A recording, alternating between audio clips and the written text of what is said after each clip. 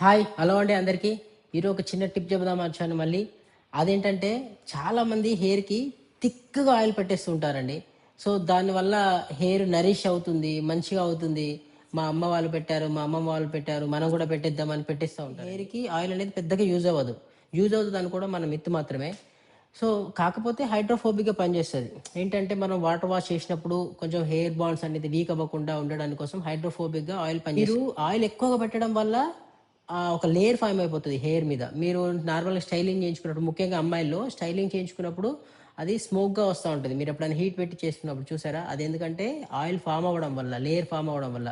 దానివల్ల హెయిర్‌కి షైన్ అనేది రాదు. సో, దానికి బదులు కొంచెం ఆయిల్ తీసుకొని హీట్ చేసి రూట్స్‌కి అప్లై చేయండి. రూట్స్‌కి అప్లై చేసి, టిప్ మసాజ్ చేసి ఒక హాఫ్ అన్ అవర్‌లో వాష్ చేసేయండి. ఆయిల్ పెట్టుకొని పడుకోవడాలు, అలా తిరగడాలు చేస్తే డస్ట్ అబ్జర్వ్ అయిపోయి ఆటోమేటిక్‌గా కొంతమందిలో అది డాండ్రఫ్‌గా మారిపోతా ఉంటది. లిటిల్ బిట్ ఆయిల్ పెట్టండి. వెంటనే వాష్ చేసేయండి. Thank you so much.